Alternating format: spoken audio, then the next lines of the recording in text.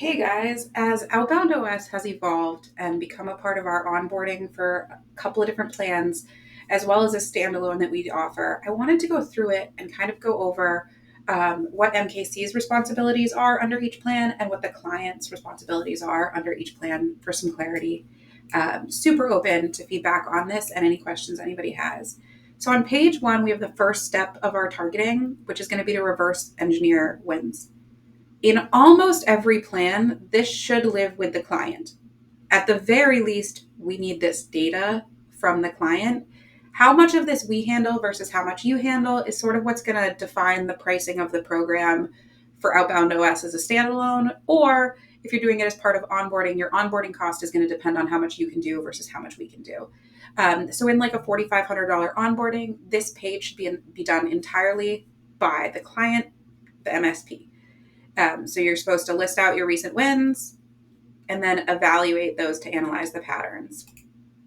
Next is the ICP scorecard. This is usually something we do together, but in order for us to do it properly, the client needs to bring their current customers or have pre-analyzed them for the 80-20 rule. Whether we analyze or they analyze, again, is going to just be based on the pricing of the onboarding. But essentially, you can give us your list of clients and we can apply the 80-20 rule to it. Obviously, we need to know what revenue there is. There's a whole scorecard we can do around this. Or you can come prepared knowing who your top clients are, and then we can just do this together. After that's done, we're going to build buyer personas together. This is a really bad example because I used it in a peer group. So just pay attention to the stuff on the left, not what's said in the middle, because that was just something that I was exercising with a peer group that was very strange and niche.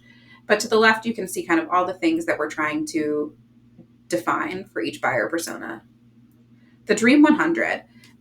If we're doing this for you, it's $1,000 as a standalone. Otherwise, we expect you to bring it to us. This is the 100 companies that you want to work with. What you have to give us is the company name, the industry that they're in, and then their website, which is further down. We don't need you to give us the company overview. It's very helpful if you can tell us who you think the decision maker is. The more of this data you can give us, the better.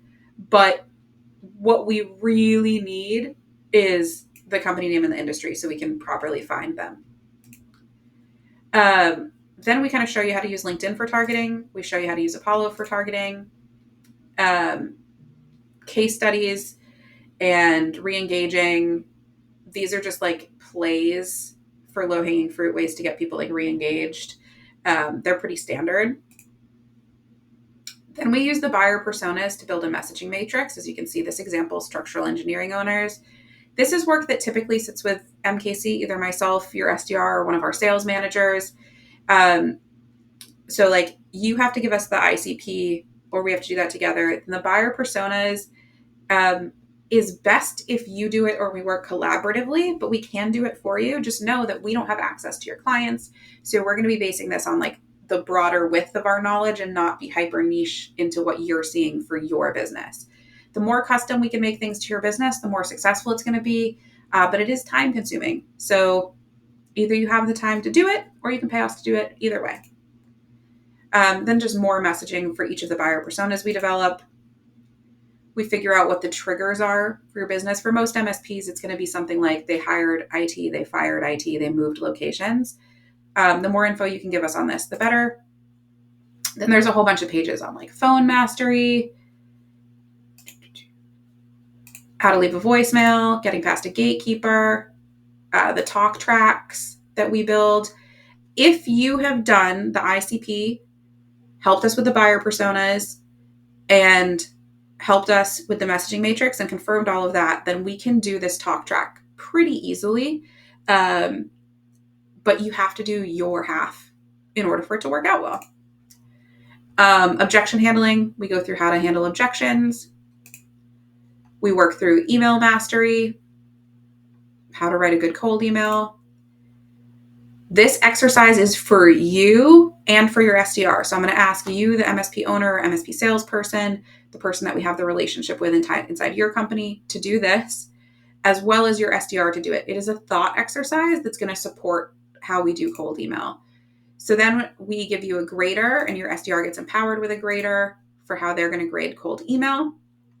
This is essentially what Lavender does. And if you can afford the tool, I recommend just investing in the tool. This is a manual way of doing it. We map out how to do sequencing for your account. We show what a sample calendar should look like for an SDR and AE.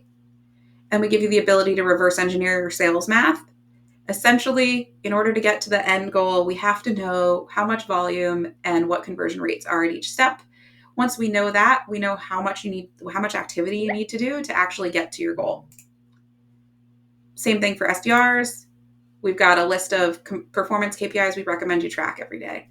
I hope that gives a little bit more clarity into kind of what our onboarding looks like and everything that goes into it. This takes many, many days for us to do if we're doing it independently.